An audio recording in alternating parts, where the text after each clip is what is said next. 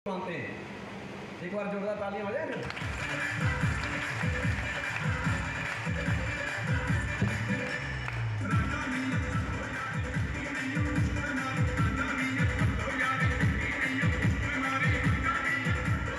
मंदिर में कितने लोग जाते हैं? ओह क्या बात है। देखो दोस्त, जिस भी मंदिर में आप जाते हैं क्या भगवान ने बनाया? वो किसने बनाया? इंसान ने बनाया। और ये किसने बनाया? भगवान ने बनाया। और मंदिर किसने बनाया? इंसान ने बनाया। जो भी मंदिर जाता है तो वो दीपक लेके जाता है, इसलिए भगवान की आरती उतारने के लिए। तो भाई साहब, वो आपका बनाया हुआ मंदिर है, देसी घी का दीवा ले जाकर उसकी आरती उतार रहे हो, और जब खुद की शक्ल आईने में देखते हो तो कहते हैं मुझसे नहीं होगा। भाई साहब, इसको भगवान ने बनाया है, इसकी भी आरती उतारना शुरू कर दीजिए।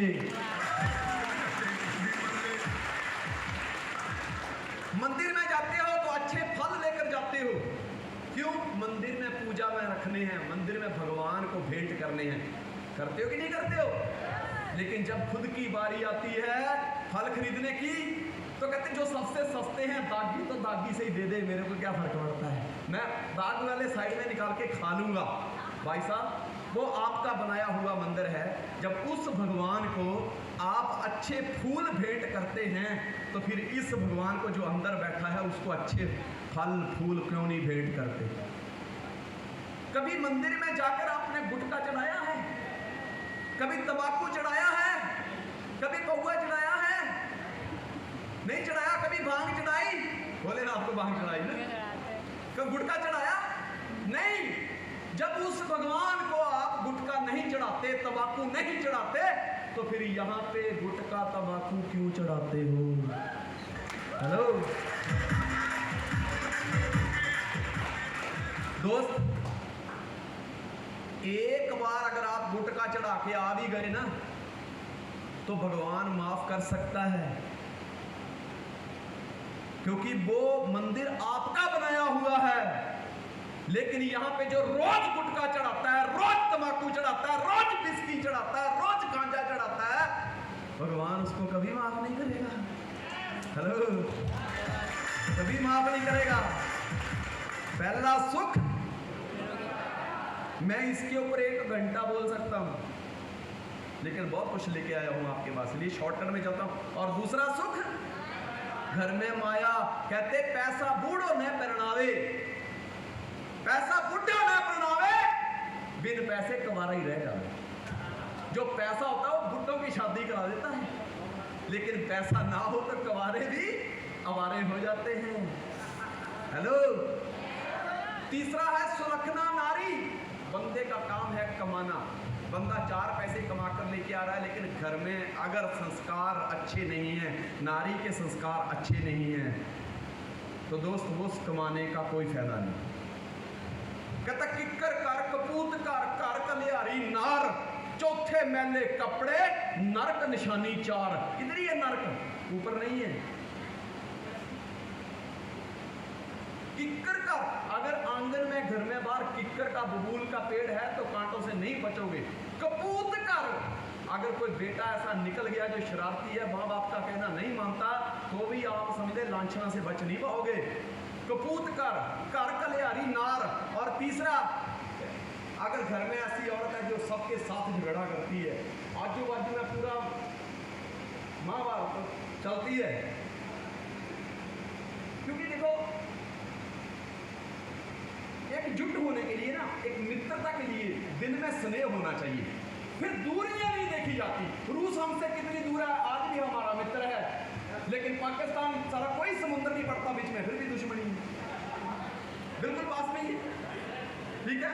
और चौथे मैले कपड़े नरक निशानी 4। जो इंसान अपने घर में साफ सफाई नहीं रखता, जहां मैले कपड़े पड़े हो, समझ लेना नरक ऐसा ही होता है। तो पहला सुख निरोगी काया, दूसरा सुख घर में माया, तीसरा सुख सुलक्षणा नारी, चौथा सुख पुत्र आज्ञाकारी। श्री रामचंद्र जी थे, उनमें से एक पिताजी ने बोल दिया जा जंगल में 14 साल का वनवास। भरत लेने गया कि पिताजी खत्म हो चुके हैं, चलो। कहता नहीं, रघुकुल रीत सदा चली आई, प्राण जाए पर वचन न जाई।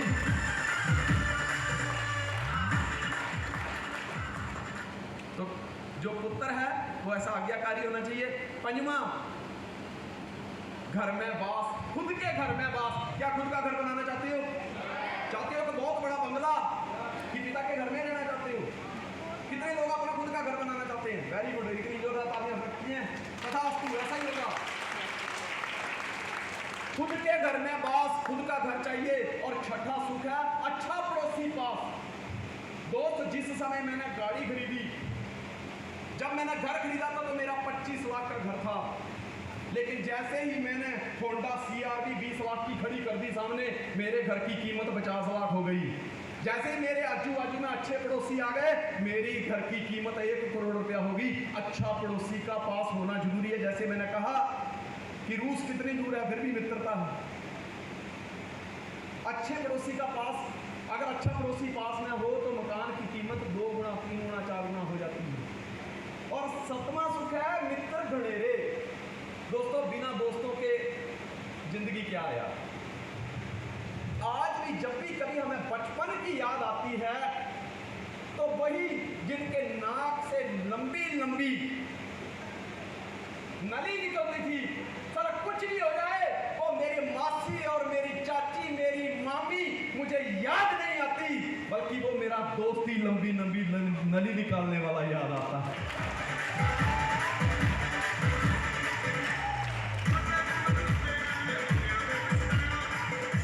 जब भी बात करोगे तो दोस्ती याद आएगी। वो दोस्तों का टिफिन चुराना, खाना खाना।